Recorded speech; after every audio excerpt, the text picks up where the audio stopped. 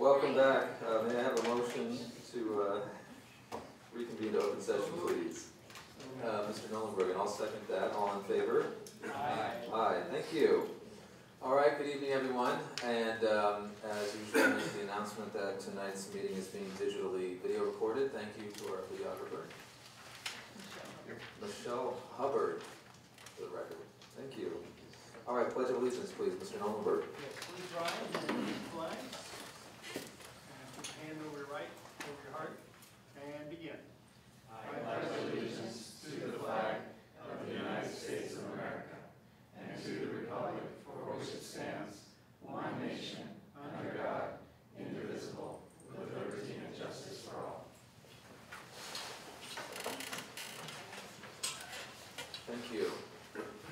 All right, the next item is announcement of actions taken in closed session. If any, there were no actions taken in closed session. And next we have public comment. Are there any requests for public comment? Any requests for public comment? Okay. Deb Moore has her hand raised. Oh, we'll get to you in a moment. No, oh. she's just saying, Oh, okay. Hi, Deb. Okay, update on district issues. We're cruising, we're already at number 11. Business services, Mary Ann Stewart. nothing to report tonight. Thank you. Educational services, Dr. Francis Sheen. Yes, thank you. Just wanted to let you know that our annual self-testing is well underway. We have a great team of our classified staff who is working with our ELD, our English learner population, and administering the self-test. So kudos to them. And then our summer professional development offerings come to a close tomorrow with UCLA Writing Project offering the topics of opinion writing and writing the argument in science. Writing the argument in science, that sounds like Common Core. Although in California we don't say Common Core anymore. Thank you. Personnel services, Mr. Kuna. This is so exciting, I usually never have anything to share. I would like to introduce our new Director of Fiscal Services. Unfortunately, at our last meeting, she was on vacation. Well, unfortunately for us, fortunately for her, she was on vacation. And her name is Megna Bulsera. Megna, if you want to stand up. Megna comes to us from Azusa Unified School District, and we are very excited to have her starting with us on Monday. Outstanding. Welcome and good luck. Thank you. Okay. Moving on, number 12, bargaining unit comments, TCEA. Ms. Moore? Just good evening. Okay, good evening. Thank you. CSEA. I don't see Robin. Or CSEA 823. Any comments? No? Hearing none? Okay, thank you. And as I said earlier, our student board member, Ms. Bailey Weiss, is out of town, unable to make it this evening. So we'll move on then to number 14, board member comments. Why don't we start down there at the end, Mr. Tiet? No. No comment. Okay, thank you. Mr. Nollenberg. Just a couple of quick ones. I finished the Master's in Government program. I forgot how long ago this was. I am now a graduate like two other members of the board. So there's 3 of us that now have taken all the required classes. Also, I went to the organization meeting of the school foundation, and maybe one of the areas that the school foundation is looking at is there's an assembly bill which will affect some schools if it's passed, and the type of donations that can be done. The state's proposing, in a sense, I think an offset. So if somebody gives money to the school system for computers, then the state would take away some of our money. Big hearted state. Here to help us. And Yes. I don't know if it's been passed or not, but the school foundation is going to monitor it because it will affect them more than it will affect us. It will affect us in the sense that some of the gifts that people give may or may not be net to us. Also, some of our students were fortunate enough to be able to be chosen to go to the state of California corporate headquarters as part of a training, I guess, indoctrination, is how the state works. And Relay for Life is still collecting money for those who would like to donate to the Cancer Society or Relay for Life. And I think Mary Skeed and the people along them did an outstanding job of organizing and presenting the Relay for Life that was done last month. The community did a great job coming together to help with the mural that's now over by the library. And the old mural are we gonna be the recipient? It's coming. Okay. And also the city and along with the Sheriff's Department that sponsored the Special Olympics, and the torch was brought to the city. And there was a magnificent sized flag that was suspended between two fire engines on Sunday when they did the relay, and it is truly a countrywide, because there's people from Australia, from Thailand, Dublin, so almost all the world is recognized in the thing, and it is getting some good coverage in the press on the Special Olympics. And that's it. Thank you. Member Ridley. I'd just like to wish everyone a happy summer. Thank you. Member Bell. All right. And I as well would like to wish everyone a wonderful summer, continuing summer. And I want to say thank you to all the folks involved in Relay for Life, and I believe they did an outstanding job. And I got to see our board president present an incredible speech on behalf of everyone, so that was very, very good. And I'm looking forward to this coming school year and all the preparations involved. And I want to thank our staff for their continued hard work. Thank you. Thank you, Member Bell. I wanted to also highlight the participation by staff members from our district at the Relay for Life. And the only reason I was allowed to speak at the beginning was because our superintendent wasn't present. She had an obligation in the morning, but she spent many hours there later on. So I was handed the microphone for a brief period of time, but I made the point, or I tried to make the point, that our district, in addition to creating future leaders, both in the science realm, and I think future researchers who may well be able to assist in fighting for a cure, we're also developing future advocates for that cause and other causes. And through the participation of people like Mary Sneed and other staff members, they're showing our students great examples of participating in your community in a way that is more than just benefiting yourself. And so I think we're in a somewhat unique position, the size of our district and the community feeling that we're able to generate to show our students that type of community involvement. And we saw that day at the Relay for Life, as we had seen previously, there was a float in the Camellia Festival from the student organization at Temple City High School on this subject, and they've done that for a couple of years now. So that's just one example of many areas where our students get involved in the community. And so we're certainly doing our best to foster that, and I want to thank our administration for their efforts in that regard. So it was a great event. And in addition to that, I just want to say that I'm impressed continually with the efforts our administrators are making during the summer. Even though school's out, it might seem like there's not a whole lot going on. There's a lot going on behind the scenes. I appreciate the look of the high school. The field is fenced off and grass is growing and it's getting ready for our students to use. And so there's a lot of positive things happening at our school sites, much more of which we'll hear about later tonight. So thank you. Superintendent's comments. Thank you, Mr. Pomeroy. Just one bit of information to share. Many of you know I'm a member of the Tournament of Roses, and so several months ago I received email communication from the tournament, and it listed all the grants that were being given to virtually every district other than Temple City that surround us in the San Gabriel Valley. Basically, it's the area of the mapped area of the Pasadena, within approximately 5 miles of the tournament house. And so over the years I've wondered why Temple City was never considered, but I never found myself in the position to question it.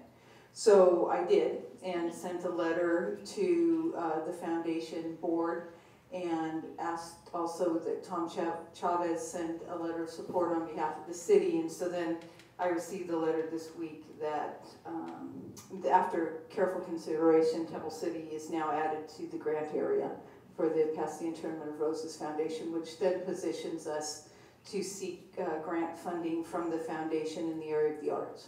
So I just wanted to share that with everybody. That's pretty exciting for us. That's it. Thank you. That is exciting. Written communications, are there any other written communications to make note of? Mr. Nolenberg? Yes, just one that was in the newspaper in both the local and the Star News.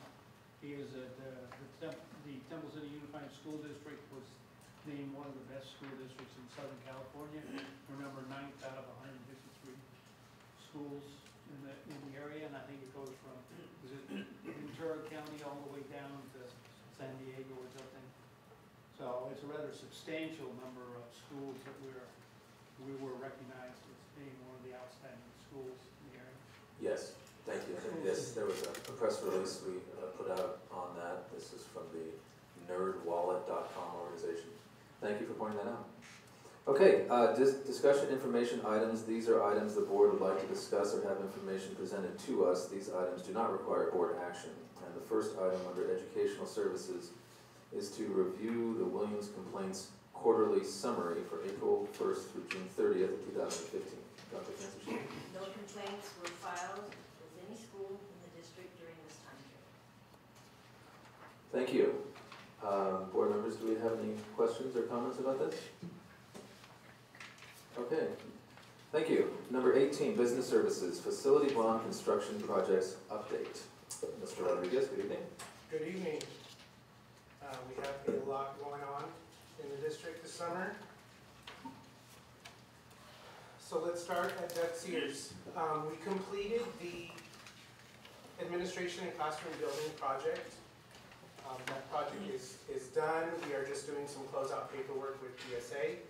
There were no change orders on this project. But as you recall, the project only consisted of the new building and about 10 feet around the new building. That was all that was going to be upgraded. So in an effort to make the project a little more turnkey, we got with M&O and did some additional projects there. As you can see, we painted the CMU walls where the new basketball court is. We added some vinyl slats on the fencing in lieu of that black mesh that was there. We slurry sealed all of the asphalt, and we also fixed a grading issue that was at the basketball court. And there was quite a bit of slope, so when kids are running backwards, they would kind of fall back. So all of the buildings, the existing classroom buildings were painted. And the landscaping in the front was also done by M&O. So when they come back to school in August, it's going to be a completely new school. Thank you. Let me just ask, when you say done by M&O, so that was not from the bond budget, but from... Correct. Okay. Thank you. And I also, are we going to talk about the second slide? Maybe my question will be answered. Yeah. So as I said, the project is complete, the bond project. There were no change orders. The additional M&O work where the asphalt buildings were painted, masonry walls painted, basketball court, existing fencing was upgraded, landscaping, all of the ramps going into the buildings, they were all repaired and painted. And we're also going to slurry and restripe the parking lot this coming Friday. So once that's done, that's kind of the last thing that needs to happen. Okay. Before we move to the next project, board members, any questions about the Doug Sears project? I just had a question whether there were any unexpected things that came up during the project, and in particular, I guess, I know the gas leak issue wasn't our, well, not quite know how to put it, but maybe just a quick summary of the result of that. We, the gas company called us and kind of asked, what happened. We told them what happened, and that's the last we've ever heard of it. nobody has brought up anything, nobody has mentioned anything about it. And the location of the leak was not underneath the area that we were working on, or was underneath the area? we were It working was right at the sidewalk and the site, so it was right there, so when we had to excavate for the front of the building, that's when it was hit. on? And the gas company came out and Well, resolved. they couldn't find it. Obviously there was a line there, but they didn't know where it was going, they didn't know where the valve was, they couldn't shut it off. They had to crimp it.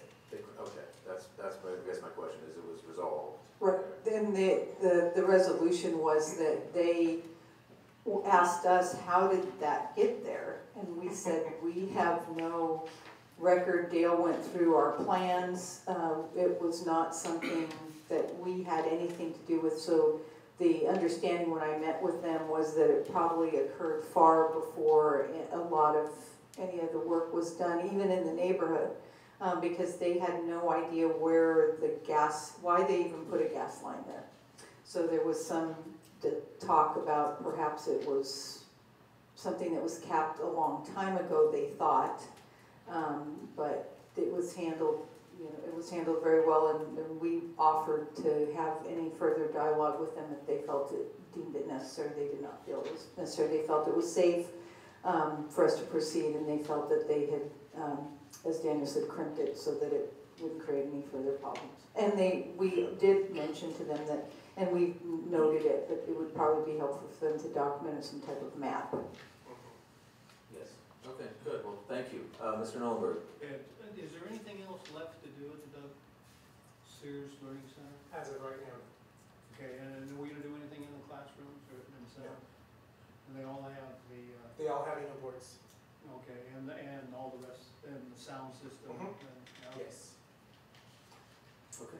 And if I can just comment along those lines, Mr. Nollenberg, and it may have been answered when I stepped out for a minute, but our goal is with each of our projects, and both Daniel and Marianne are going to address this, that we're spending a lot of time paying attention to detail. So when we walk away from a site, we want to ensure that it does have as much as possible and financially possible a brand new look to the site, and it becomes one of the showpieces, if you were, for the neighborhood. So each site we're looking at, it's not just about, okay, well, the bond work's done, we're gonna walk away. And so we did look at the interiors. We walked the site several times. We looked for all the details. Teleco's done a great job in outlining those, and then we're following up. So we feel comfortable and confident this inside of the building is reflective of the exterior now. Just to follow up, Sure. is there any money that's now gonna be reallocated from this project? No. Okay, also, all the money that was allocated to Doug Sears has been Yes. committed, Yes. and then the M&O help supplement some of the Correct. other work? Any other questions, comments about those series? Okay, thank you. Okay, next, we have Cloverleaf. So this is the modernization of 4 classroom buildings, or actually 5 classroom buildings and 17 classrooms. So here it's just a map of the site and the scope of work that's going on in each building. Mr. Bell? I'm sorry, just a quick question. I don't see a key here. Why are some of the areas grayed out? Is there a specific reason for that? The admin cafeteria? Because those are getting limited work. Oh, okay, all right, thanks, okay. Oh, okay. So in classrooms A, B, C, G, E, and F, those are getting a modernization, window replacement, ceilings, lights, flooring, painting. The restrooms in those buildings are going to be upgraded. There's going to be a campus-wide fire alarm upgrade. So even the buildings that aren't going to be modernized will have the extension of the brand new fire alarm system. Okay? Mr. Nollenberg? Is the fire alarms the same as the bell system, or, I don't know, it's a clocks there? Yeah. Or when the skip, is that to be done? It's a separate. It's a separate system. Okay. the next slide shows some progress of the project. I tried to wait as late as possible to include pictures in the presentation because things are changing every day and they're completely different today than they were on Monday. So some of these pictures are from Friday, some are from Monday, some are from Tuesday. So the top left shows the interior. That's all the fire alarm, rough-in, the electrical for the lights. The lower left shows the brand new HVAC units. And the other two pictures show all of the work that's being done to prepare for the new windows. We found some dry rot and some termite damage once the old windows came out. So we kind of just had to chase it and kept tearing away plaster and tearing away until we got to wood that was not damaged. So the bottom right shows the plaster repairs that were done on the site below the windows. And the next one, the top left, shows the new windows installed. So that's actually the same wall, just the interior. The top right, it shows the interior of the building, how everything is just scraped away from the walls down to the plaster. That we found so many, we would take a marker board down and there was a cork board. We take the cork board down, there was a chalkboard. So there were just layers and layers and layers coming off of the building, off of the interior of the building. So, of course, none of the surfaces are even, none of them match, all of the finishes are different. So they did a tack board wrap around the building, around the interior, so we don't really have to worry about the finish of that. But everything else above that is going to be exposed. So we're doing a skim coat on the whole entire perimeter of that area that's going to show, just so it looks fresh and it looks new, and it'll match, the new soffits that are going in.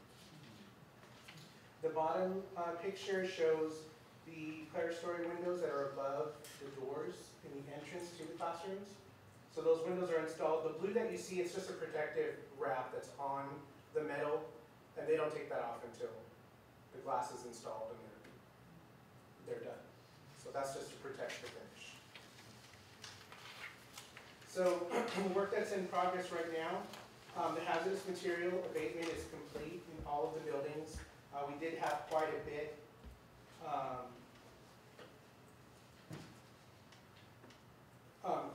of hazardous materials in the building, just basically lead. There was not a whole lot of asbestos. Mechanical ductwork is complete, as well as the setting of the units on buildings A, B, and C, and they are working on the other buildings also. Plaster and stucco patchback work is in progress, where the existing stucco was removed to prepare for the new windows. Soffit framing work is complete in buildings A and B. Actually, by now, they're complete in the other two buildings. Rough electrical fire alarm is complete in A, B, and C. Duct work is complete also. The restroom rough plumbing work is in progress. Interior painting it says it's in progress, but it's complete now. And the contractor is also procuring the materials for the entire project, so including the subsequent phases, so it's a better price to order everything at the same time. So the lighting, the flooring, tack board, all the Ena boards, everything is ordered. The questions, comments about Clover, Mr. Norbert? It probably applies to both La Rosa and Clover. Is there going to be some type of water test on the windows? Yes. So, Yes. That's in the standard spec. okay. And then, for Clover, which one will be finished first, Cloverleaf or La Rosa? The complete project will finish. A room, what I'm looking at, will we have a classroom standard that you could take pictures of so that we could show the public, here's basically what all the classrooms will look like at some period in the future? We can do something similar to that because all the classrooms, like we talked about today, we were talking about a different site. All the classrooms are different. There's not two classrooms that are identical, so it makes it hard. What do we do in this room versus, the one next to it? So we have some work to do, and that was at Emperor. I'm looking at, are we gonna have like a 21st century classroom? Well, as close as we can in the fact that you're modernizing a 1950s building. But the other part to that is that we've walked multiple times and initially walked every room individually and made our determinations as to what was occurring in each classroom, because we couldn't standardize. Some had cabinets that were built 30 years ago, others had no cabinets, some had things that were built by maybe somebody's husband, father, uncle, brother, put into the rooms, we're not sure. So we tried to standardize and modernize as much as we could given the shell in which we were working, but we feel the public and the teams at each of the sites are going to be very pleased when they're finished. Just seeing the progress, just getting a lot of that off the walls made a huge difference in opening up the rooms and giving them a fresh, they even smell better. So I think, we'll have that, but there's not going to be like one sample model like as in a model home, because we're moving consistently, like all the tack board will go up simultaneously, carpeting will go in simultaneously, and then we'll obviously have opportunities for the public to come and see the great work that's been done with their dollars. Mr. Bell? And I just want to say thank you for all the hard work in Pastor Cloverly every day, and I see you guys working really hard. I'm just out of curiosity, when would the staff be able to sort of Move back. set up? The 21st. The 21st. Oh, okay, all right. Thank you. Thank you. And regarding the sort of typical classroom, I've been struck by going to the different schools how the classrooms are so different. And seeing these photographs, these rooms at Cloverly with the windows on both sides and the high windows and the light coming in, those are going to be nice in some ways. But it sounds to me, and I wasn't here from the very beginning of the planning, but that our goal, especially with our elementary classrooms, is to improve them as much as we can, put in a base level of technology in every classroom.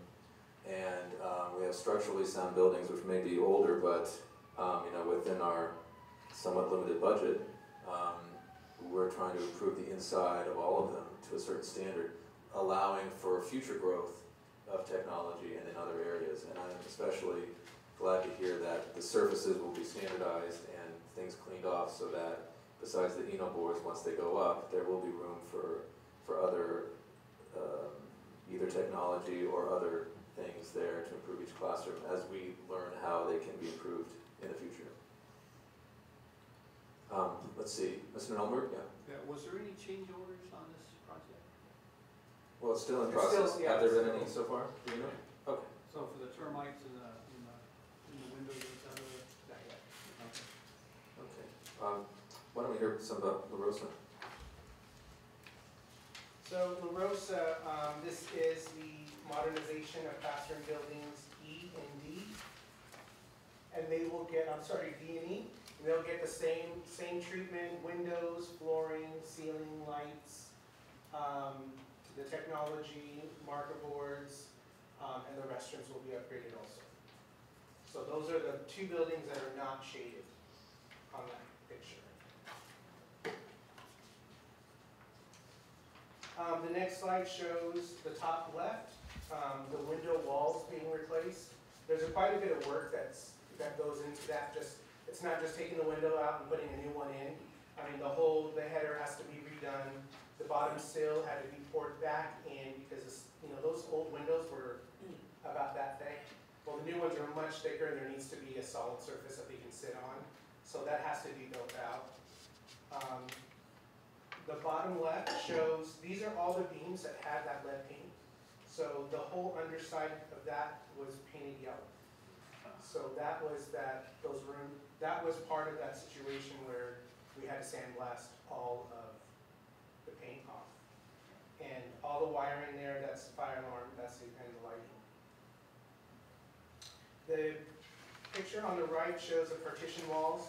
Those walls were supposed to stay, and we ended up having to reframe them because they were framed on top of the carpet. And the inspector was not okay with that, so we had to demo those walls and build them back. The next ones just show the interior of the restrooms. A lot of the fixtures need to be moved in order to become ADA compliant. So that just shows where the utilities were moved. The bottom left shows the parking lot, there's 2 existing parking lot lights there. They're not efficient, so they're being replaced with 4 that are efficient, so the parking lot lighting will be much, much better.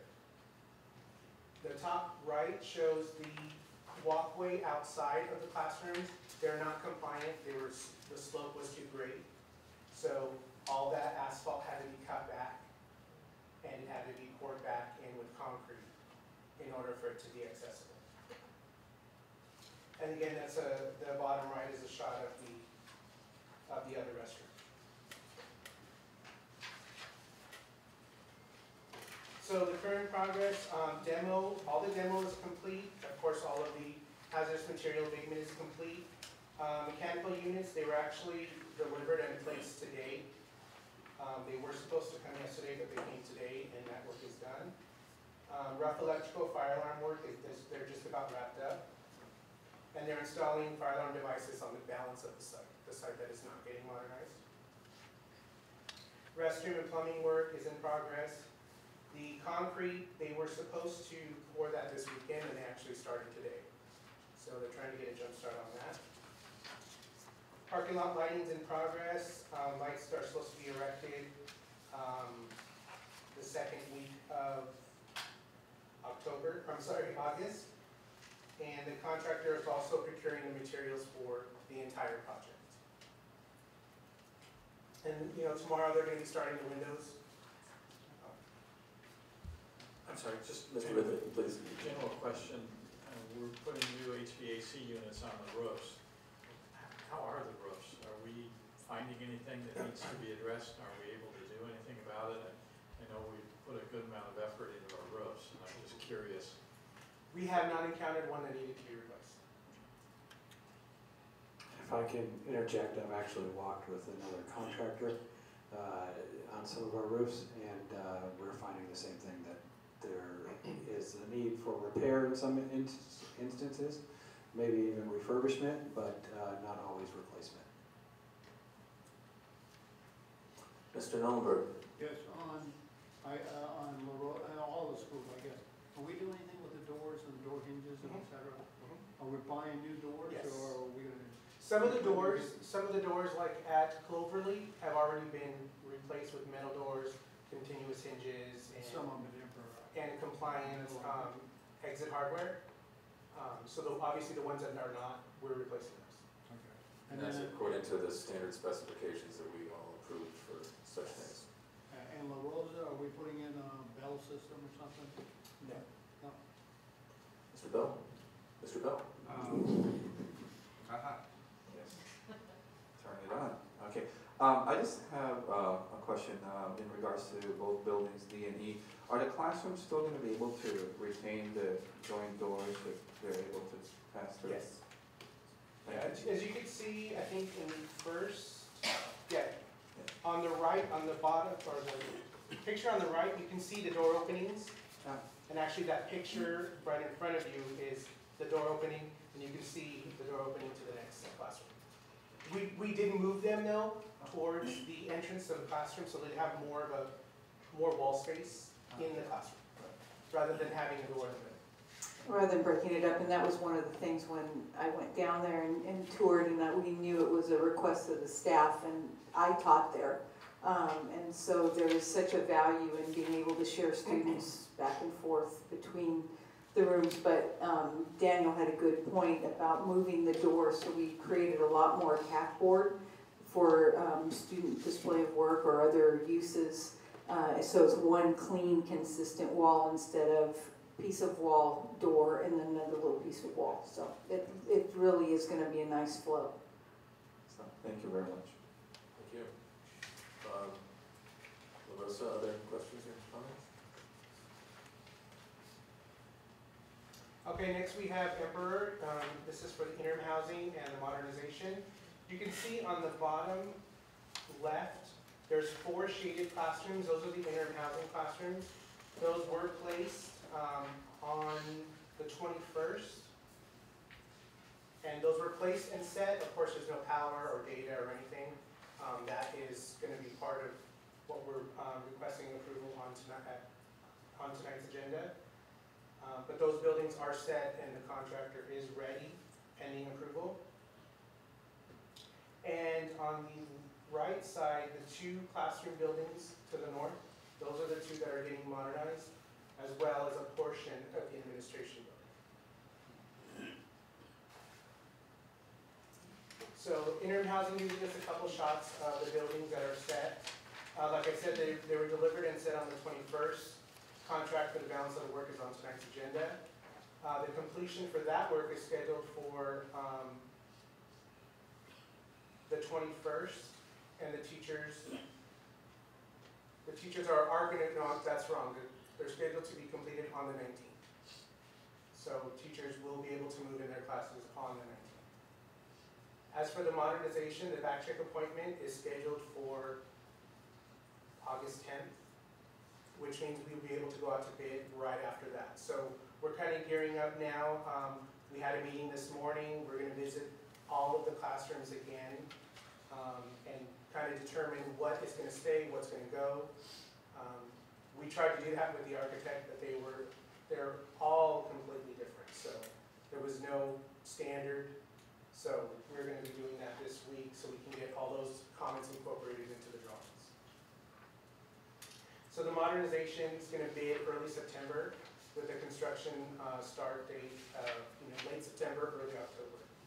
And it's scheduled to be completed for the beginning of the 16-17 school year. Maybe this is a simplistic question, I'm not sure, but the site administrators obviously are in the loop as far as what's happening and when things are happening, and could you just give us a short summary of how they're being updated? Well, excuse me, from the onset at each site, the site administration is involved in all the decision-making and all the input. The difference, and we've gotten the authority and the approval to go ahead with the site administration as we go through each of the individual classrooms, because some of them are on vacation. But we had the understanding and the agreement with them that whatever needed to be done to ensure that the rooms looked new and were modernized with the intent that they're teaching areas and allowing us the flexibility as well with the students. But each administrator, we just heard nothing but everyone's been so appreciative of the time, because the one piece that's required an increase in time on our part obviously has been each room is treated as a separate entity. And so they're required a high level of trust and understanding of Telecu's good work, and then the 3 of us going and looking at each of the rooms separately, and then having the opportunity, and we're often calling the principals even though they're on vacation, saying this is what we're doing, are you okay with that? And Daniel spent a lot of time, he's gotten calls back and forth. He has met with all the principals, some that have come back from vacation, and just the reassurances that we're on schedule, we're doing what we've agreed that we would do, and making sure that they're comfortable, because if they're comfortable, they're going to be able to reassure the teaching teams as they come back. So we feel it's gone exceedingly well. Okay, thank you. And so the idea is that if we approve the contract for setting up, for connecting up the interim housing tonight, then you feel pretty comfortable that this timeline is legitimate? Okay. Questions, comments? Mr. Nollenberg? Are we going to be able to get everything done so that the teachers have time to move into the Yes. interim house? Yes. They'll be moving in on the 19th.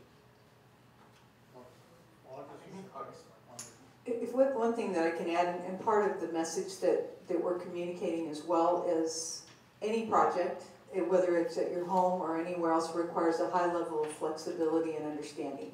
And so we're doing the best we can to meet the timelines, but there might be little detail work that has to be done well, and it would be done obviously in the afternoon, not when students are present. But that's the other message that we're giving, is that we are keeping our commitment to the timeline, but we also expect on the receiver's part that there is a level of understanding and cooperation and flexibility, because it is inconvenient, and that's just part of any process that one goes through, as I said, either the home or in this case, a public building, that there may be little things that will be a slight inconvenience, but we're trying to mitigate that as much as we can on the front end. And I would just comment that, doing construction projects while students are learning and while teachers are teaching, obviously is challenging. This is kind of probably the most challenging year really for our projects because we're on so many different campuses doing stuff. And I appreciate, of course, having a long-time and very successful site administrator as our superintendent. I'm confident our administration is sensitive to the needs of our principals, but also it's important that it's understood that for staff and also parents, community members, there's a pretty clear chain of command, you might say, as to where you should go with your concerns. And so our principals, I know, will be open to those comments, and obviously our administrators will too. And as board members, when we hear questions or concerns, we will refer them to the site administrators. Other questions or comments about Emperor? Okay, we've got some hopeful progress at Emperor. Next, we have the two-story classroom building at Douglas City High School. We were all geared up to get going on the bidding of this project, and then we got hit with the David versus Fresno court ruling. And just to hit on a couple of those, the key points on that is the court ruled that the delivery method was not a genuine lease-back. The courts did not determine what the exact terms and conditions of the agreement should be, including financing terms and also length of the lease once the project is complete. They just concluded that it was not in accordance with the traditional lease-back, but they didn't say what would be in accordance. So we had conference calls with legal counsel, and at the end of the call, it was just to determine that it's a lot safer just to go with a different delivery method.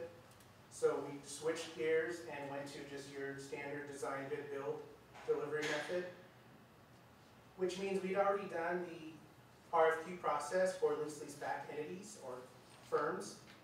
So now that kind of just went out the window. So we have to start over again since every contractor has to pre-qualify. We have to do a pre-qualification process for general contractors that can do a project of that size. So we had to re-advertise for that. And those are due on the 10th of this month. So once we get those back, we'll need a couple weeks to go through those and meet with the district administration and make a decision on who's qualified and who's not. So the schedule for construction, the original completion date is going to remain the same. We didn't lose that much time in order to have to push the completion date back. So we did lose some time with this whole Davis versus Fresno thing, but it wasn't enough to shift the schedule. Can I just ask, I'm sorry to interrupt, but winter is a little unclear to me. So, and I know I think we all need to be very careful when we talk about when we really think it's going to be done, but winter meaning? Winter break. Winter break, right, okay. So advertising for the bidding is going to start on the 24th of August. Bid date is going to be September 17th, and the award date is to be determined because we will probably need a special board meeting to award that project because there's like a month in between where there's no board meetings. So we're expecting to begin construction late September, early October, depending on the award date. Okay, yes, and our current board schedule has a meeting September 16th and then the next one October 14th. And even if we approve the slight change that's on our agenda tonight, that's still a situation I know we'll all be open and eager to assist with a special meeting when necessary. I have a microphone, so I'll just talk, I guess. I read the case, the Davis case, and it's very unclear really what was going on there. It seemed like that, now of course it was a losing contractor who happened to be a taxpayer in the area who brought the suit, hoping to get some business, and maybe he will. I think maybe he did afterwards, I don't know. But there were some things that in Fresno they could have done better, it looks like. And I recall, and for some members of the audience maybe weren't here, we went through an extended discussion with Telecu and our architects and other folks about the whole lease-back concept at a special meeting over a year ago. And I think it was a very thorough discussion. I think at the time, we gave the impression, well, we made it clear that we wanted to pursue that if it was a legally viable option that would, provide a good service at the best possible cost, and obviously that's still our concern. It certainly seems like being careful now and doing the traditional design bid build is a good call, but the timing of it is unfortunate, and I want to thank our administrators again, because this is another topic that comes up in the middle of the summer when there's a lot of other planning they have to do for the year that they spend a lot of time dealing with. So, but I appreciate the decision you all made to do that. Questions, comments about the high school? Mr. Bell? Actually, just a personal question, curiosity, if not nothing else. If in fact, again, we gotta be careful about how we say this, the buildings are completed by the end of winter break, are there any thoughts about letting the students use it once school resumes in January, or is that gonna be just pushed off to the next year? I don't think we've talked about that. I mean, they would be available to move in, whether or not they decide to do that, I don't know. Okay, all right, thanks. Mr. Ellenberg? At all the school sites, is the contractor the one that's gonna put up a fence to isolate the construction area? Yes, yes. So there's no separate contracts for this fence, okay. It's built into the contract. Yes. They have to maintain it. So we'll have before us, in the somewhat near future, a contract on this project to review thoroughly. I know board members are concerned with reviewing certain parts of that, so we'll make sure, I'll try to make sure that whatever parts of that agreement are available or other documents are made available. If any board members have concerns about that, obviously they know the person to talk to. Superintendent. But of course, we're eager for the project to get started. But I'm confident. I'm confident in this one. And you need to build up a little bit of anticipation in the community so that when it comes through, they really feel like it was worth the wait. Other questions or comments? Are we at the end of this? Okay. Anyone with any concluding thoughts? Mr. Ridley? I'd just like to express the appreciation for the effort that's gone into it. Obviously, the concern over doing things right the first time, and it just really looks good. So I'm really pleased and pretty excited about what we're seeing. Thank you, Mr. Ridley. Okay. All right. Well, thank you for the presentation. We appreciate it. Okay, we are discussion action agenda. These are items that may require discussion and upon which we are expected to take action during the meeting. Number 19, under Personnel Services, to approve the revised child care supervisor job description. We do have a memo on the subject. Mr. Kuna, do you want to briefly summarize? Yes, so if we remember back when we created the Director of School to Career Enrichment Programs, we had basically said that a lot of the functions of the Director of Child Care, or Quality Care, Care of the Day, however we call it at that point, the duties were going to change.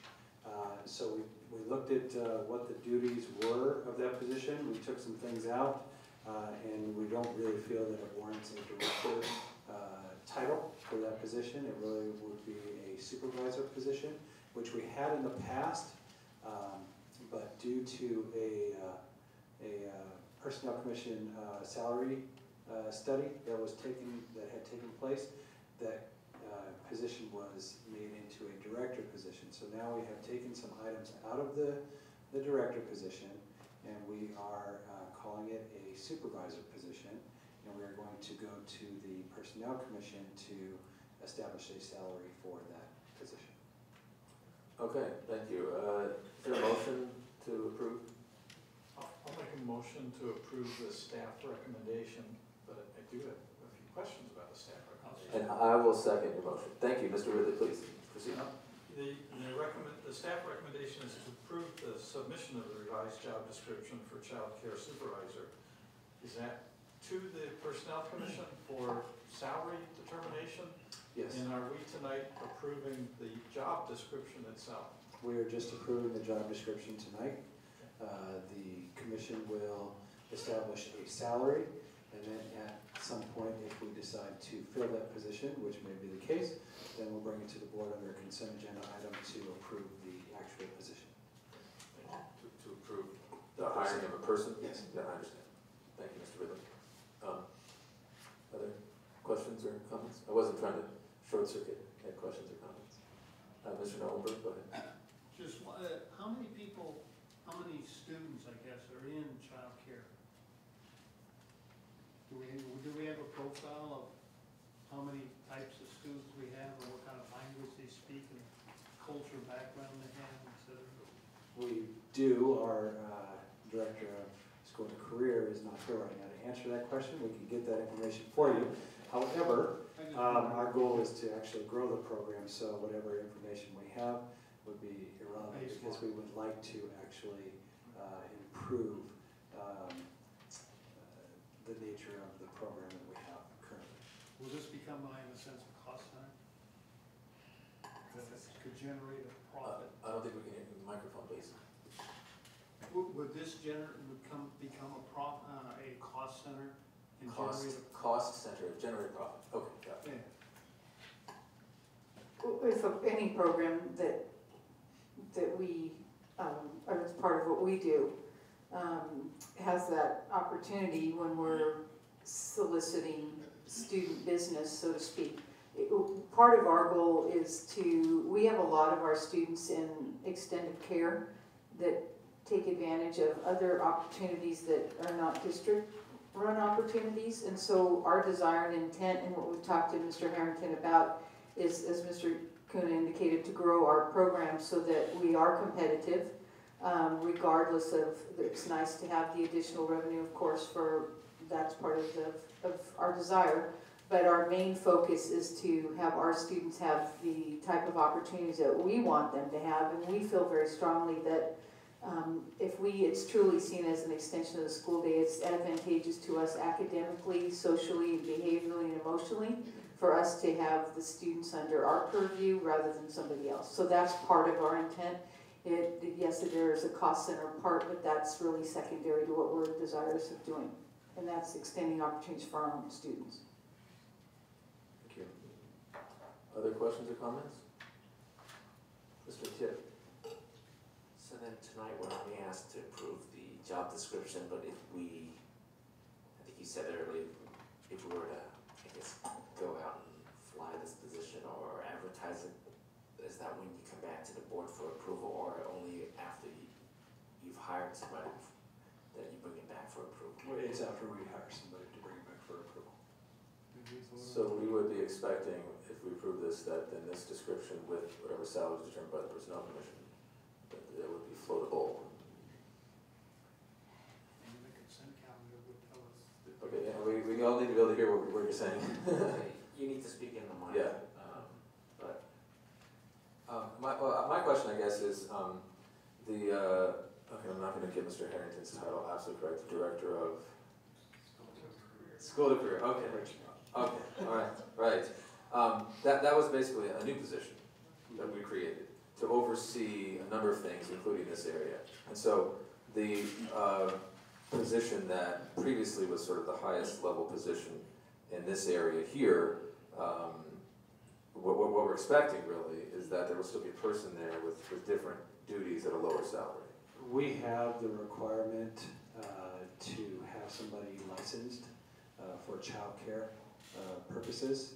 And so one of the things that you'll see in this job description is that somebody has a director's permit or a supervisor's permit for early childhood education. We do need to have that for licensing purposes. So it is our desire to have that individual in place. However, we do not need to have that individual in place as a director. They don't carry the same duties that they used to.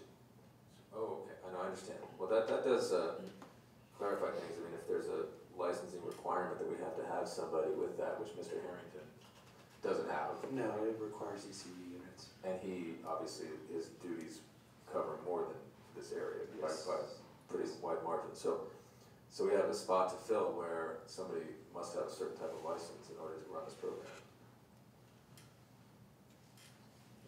Mr. Whitley? I'll share my concern that I think is similar to Member Tietz, that our practice has been when we approve a job description, it is perceived as also approval to apply a position and ultimately bring it back to us for approval. And I guess my suggestion or request would be for a future board agenda item where we could discuss that process a little bit. Because in my mind, it's always been, we're doing two things at once, and it's not always clear that we're doing two things at once. And frankly, my personal preference would be to have approve a job description, have it in our encyclopedia of job descriptions, and then the decision to apply a position would be a separate board decision. So, but I think that's the topic of a future agenda item. And appreciate the comment. That's typically what we're asked to do as administration. You're overseeing those job descriptions. Our job then is to ensure that we're hiring the best possible people for those roles. That's really the charge that you give us as the administrators for the district. Your role is exactly what we're asking you to do tonight, and that's approve the job description. But the hiring, the flying, and that type of thing is really something that we're charged with doing as a school district. That's the way it should be. Yeah, and I you know, when we come to items like this, then I sort of go through my head and try to bring back up the last time we talked either about this specific item or something like it. And I guess until you just said what you said, Mr. Kuna, about having a certain licensed person to run the program, it wasn't clear to me, because when there were changes in titles, in some situations, maybe other titled positions were not filled anymore. And so I'm not sure that it was clear to me, and maybe I just didn't focus on it before tonight, that there would have to be somebody with that particular certification to fill that spot. Going through the duties here, do we have any particular comments or concerns about the duties? I mean, some of the specifications here are beyond my expertise as to what the description should contain. I guess then my question would be, is there another process, if we have to have somebody with a license to do this particular role, in this particular situation? You know, what else would we do? We need to approve a job description, and the salary will be determined by the Personnel Commission based on the duties in here. And it'll basically what we'll do is we'll pull like positions from other districts, give the salaries, we'll share that with the Personnel Commission, and they'll establish what the salary should be based off of what surrounding districts have. Okay.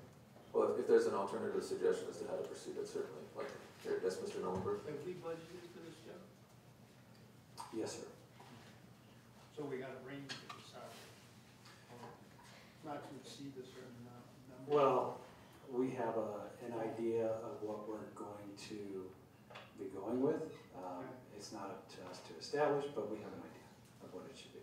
And then once a salary is established, because some of this, you know, we're the school board, but there are things that are out of our control. Because the Personnel Commission makes certain decisions, and then there is a review periodically every so many years. Actually, it'll be this year. Okay. Yeah. All right. So for this position and other positions, there then may be For adjustments. all. Right, there might be adjustments in Maybe. salary level. So, Mr. Tiet, please.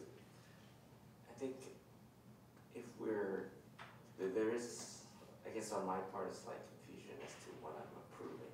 Now, if we're asked to approve the job description and the flying of the position, then I think it would be beneficial for me at least to have that in the staff report, that we're actually flying this. Because if I look at this, my assumption is that I'm only approving the job description, and that it's not actually going to be flown anytime soon, or it's going to be flown at some point in the near future, then if you wanna do it in one, with one vote or whatever, I think we ought to see that in the staff report, that we're being asked to approve the job description and approve the flying of the position. I understand that's, I appreciate Kathy's comment earlier, but I think, we're not trying to go into dictate who you hired or how you process that, but I think we're being asked to do something, and it's not quite clear from the staff report. And that's my comment. Thank you. Yeah, that makes sense. Mr. Ridley? And I think that expresses kind of my view as well. I think the role of the board is to approve a budget where we approve number of FTEs and the spending. And if we're gonna fly a new position, we should be blessing that activity. Okay, so which is, as I understand, what we're being asked to do. And so, if we have concerns about that, or if we want to make further discussion, I think we're probably ready to vote. But last comments or questions? Do you want to make a pen and ink change to the, I can't hear you. do you want to make a pen and ink change to the agenda report, just saying that they approve submittal of a revised job description and filling or something like that? Authorizing the filling of the job? Well, I'm relatively new to this. I'm sitting in this chair, but I'm still relatively new. I don't know that we have to either approve or not approve when they float a position, and I don't want to maybe set a precedent that if we haven't approved something, then they can't do what they otherwise are authorized to do. I'm not trying to step on anyone's toes. If I could suggest, we're getting off the agenda item, which is to approve one specific position. If we're gonna discuss it further, it should be at a further agendized item. Thank you. So the motion is to approve the recommendation as set forth in the agenda report, which is to approve submission of the revised job description for child care supervisor. All in favor? Aye. Aye. Any opposed? Okay, that's 5-0, thank you. Item number 20, under educational services, to approve submission of the consolidated application and reporting system for funding categorical A programs. We have a staff report on this. Anything to add? Yes. Just to fill us in, that the consolidated application and reporting system, known as CARS, is submitted electronically to the California State Department, and it was due on June 30th. It opened June 3rd, and we had a short window of time to collect the data. We worked with the business department on that data because they're asking for information regarding how we use our Title I monies, which is serving underachieving students, our Title II monies, which deal with professional development, our Title III monies for limited English proficient students. And the report asks for a 12-month overview of how we spent the monies, and then in some cases, it'll ask for a 27-month or a 24-month. The report also asks us to certify that we have a protected prayer certification, which is Board Policy 61412, which means that as a district, we do not deny participation in constitutional protected prayer. We also have to certify that we have contacted our local private schools in the area, such as St. Luke's, and they are entitled to part of our federal monies in Title I, Title II, and Title III, if they so would like to participate, based on the number of students who meet that criteria. So for example, Title II deals with teacher preparation and teacher professional development, and usually St. Luke's just wants to take a little nibble at our Title II monies, and it's roughly a little over $2,000 that they're entitled to yearly. They sign the paperwork, we have a meeting, and it's submitted through the consolidated application. So this report is also approved by the DAC-DLAC committee that met 4 times over the course of the year. The submission happens twice a year. So the board is approving that over the course of this next year, we will be able to continue to submit through this system, through our winter phase, as well as our spring phase. So we're addressing the process going forward. Correct. Okay, I'll make a approve submission of the consolidated application and reporting system for funding categorical aid programs. Is there a second? Mr. Nolenberg seconded the motion. Questions or comments? Mr. Nolenberg? Just a question, do we as a board get to see these reports? We have a copy here, if I can pass it around, otherwise it is located upstairs in the Educational Services Department. And the information you have there is past information, I mean, the last year? It is information that, You submitted, or that we you submitted submitted them all? on June 30th regarding, as I said, how we spent our money over a 12-month period, a 24-month period, 27-month period, and then there is a page that asks us to project how we're going to spend our money for this upcoming year. Do you want to see it? No? Okay. Other questions or comments? If I may make one, part of it is just the legal requirements. There's not a lot of flexibility for us. It's very specific as to how we can and cannot spend our money. So there isn't a lot of opportunity for creativity, if you will, or opportunities to use that money in other ways. It's very specific as to what those dollars are intended to do. Thank you.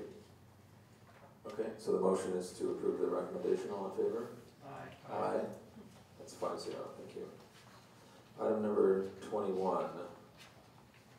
So first, I will move that we approve opening a public hearing for the 2015-2016 Reserve for Economic Uncertainties. Is there a second to that motion? That's Mr. Nolenberg, thank you. All right, we're in a public hearing, during which anyone can speak. Briefly, Ms. Sorrell, the Reserve for Economic Uncertainties. So this is a part of the budgeting process that sometimes we do as a part of the approval of the budget. We didn't specifically have a public hearing at that time on this specific issue. Is that right? This is a new requirement for the 15-16 budget. We were not aware of the requirement in time to include it in our budget hearing, so we're doing this a little bit late. Basically, the information, there's no change at all. The Reserve for Economic Uncertainty is the same as was presented at the budget meeting. There's been no change to that. But the requirement is that we explain what that excess reserve could be used for and what we have it for. There's been some discussion in Sacramento about limiting reserves for school districts. And so at this point in time, they haven't decided that, but instead they're asking for an explanation of how we plan to use those reserves and our reason for having them. Okay. And so in the memo, which is available, on page 2, it sets forth the various reserves. And again, these are numbers that were in the budget that we discussed and that we approved in June. Yes. Okay, so minimum required REU, which would be the Reserve for Economic Uncertainties. That's a new acronym for me. Always more acronyms in education. And they'll change next year. They'll change next year. Outstanding. So the 3% required reserve, the numbers are set forth there, $1,539,777 for 2015-2016.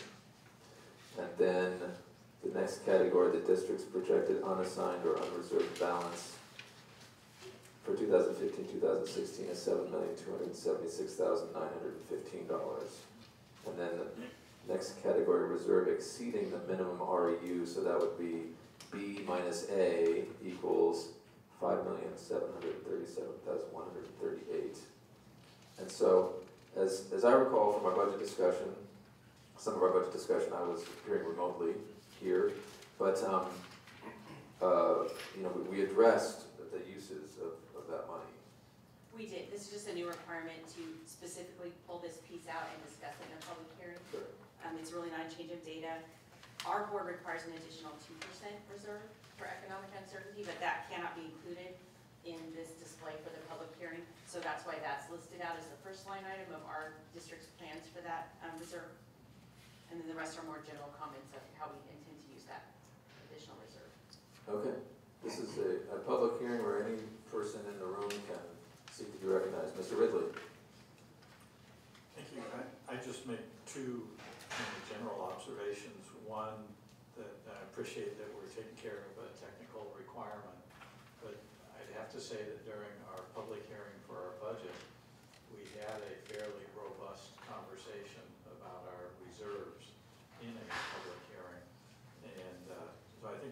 district's actually done a pretty good job of explaining our position regarding our reserves and what our intentions are.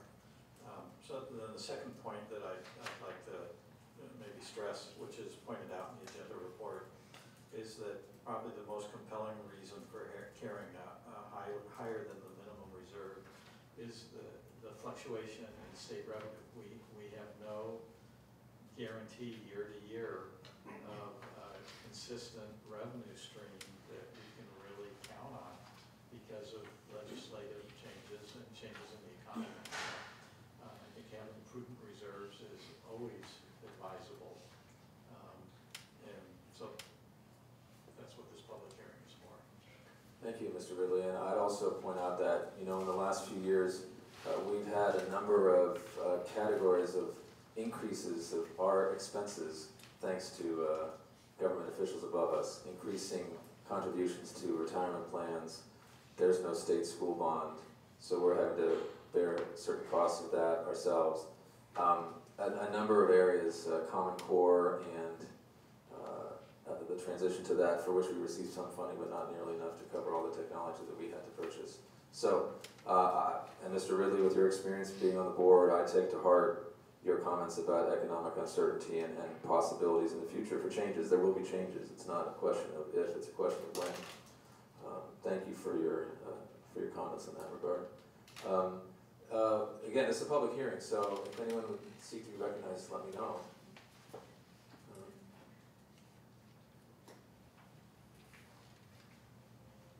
Mr. Nolenberg, I'm sure you have a comment. Yes. You raise your hand. I was gonna. In the microphone, please. I'm gonna make a motion to close public hearings. Move on. Okay. Okay, thank you. I'll second that. All in favor? Aye. Aye. Thank you. So that was 21B. Okay, we'll move on then to item number 22. To approve the agreement with C1 Construction Corporation for utility connections and related site work for 4 interim classrooms at Emperor Elementary School in the amount of $126,200. Move approval. Thank you. I will second that. Motion by member Ridley. And so Mr. Rodriguez, obviously looking at the report, and you set forth one bidder who, I guess, withdrew their bid shortly